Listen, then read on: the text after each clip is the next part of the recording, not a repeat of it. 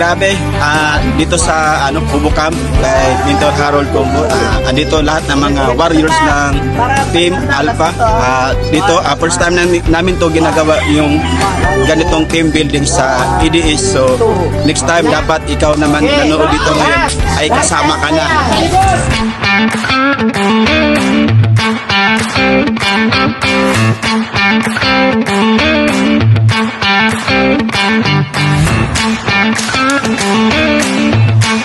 Hello guys, another great day. So nandito kami ngayon, team building ng Alpha Digital System, na kung saan ang mga kabataan talagang nag-enjoy sila ngayon. So sa mga makakapanood ng video na to, for sure, ikaw naman ang next na makaka-experience ng ganito. Especially mga leaders natin OFW, ito yung nag-aantay sa inyo kasi hindi lang dito kitaan, kung hindi pinapatatag natin yung kaisipan nyo para mas tumagal dito sa itong larangan ng industry. So, manood lang kayo. Enjoy!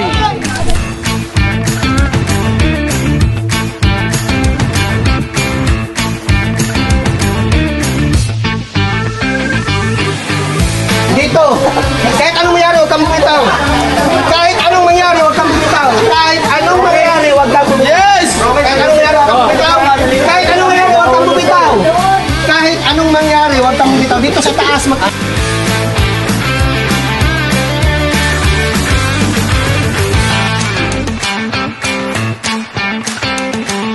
huwag mong bitawan, ha?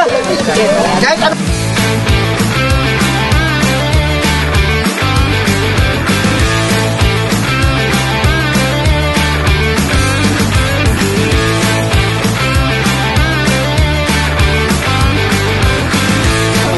ganito kaganda sa community natin sa EDS. May banding tayo na gaya nito, team building. Dito masusubok kung gaano katatag ang bawat isa at gaano ano ang pagtutulungan ng bawat leaders dito sa EDS, bakit tayo lumalago.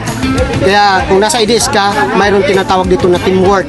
Ginagawa natin laro, team building, pero nagkakaisa. Ganon din yan sa pagkuha sa success. Dapat nagkakaisa tayo. Kaya kumpay ka sa amin, sigurado ang tagumpay mo dito.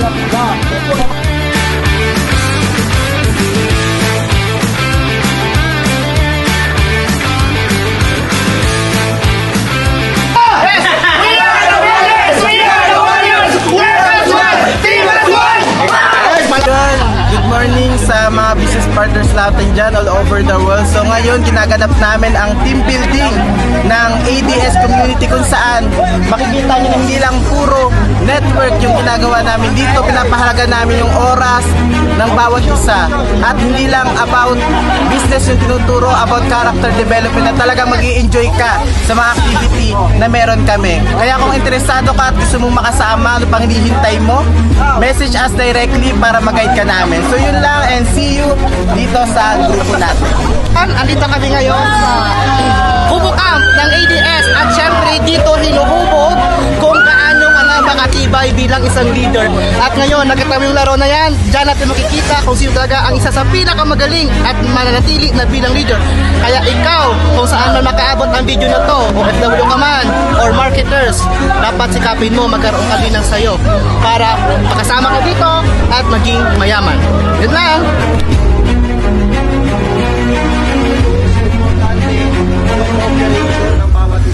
Ang kailangan dito yung may team leader. Yes. Pag walang team leader, magugulo kayo, maniwala kayo.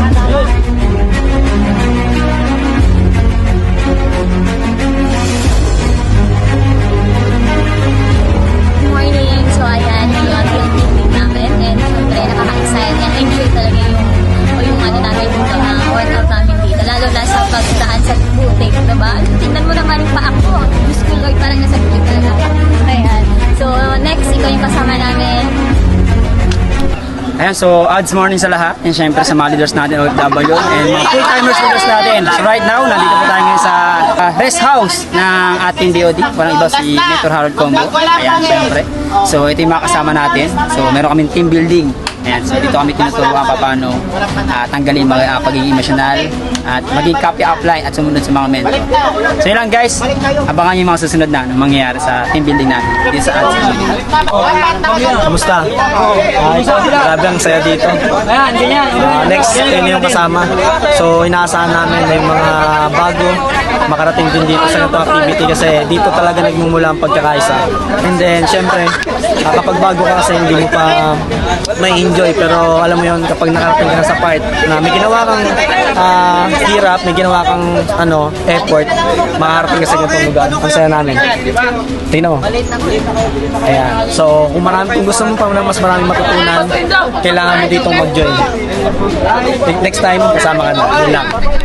Marami. Lalo na sa mga nasugatan kanina tsaka sa mga nagreklamo.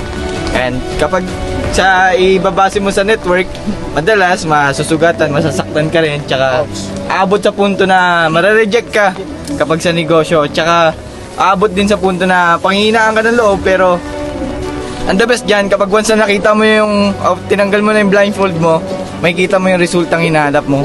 Siyempre, hindi ka makakapunta sa goal mo kapag hindi ka marunong makinig kung sino yung nasa unahan. Kasi siyempre, sa unahan nagsisimula lahat bago mapunta sa dulo. Yes! Bago matapos yung nasa dulo, siyempre sa unahan muna mauna. O, kumbaga yung cooperation talagang maganda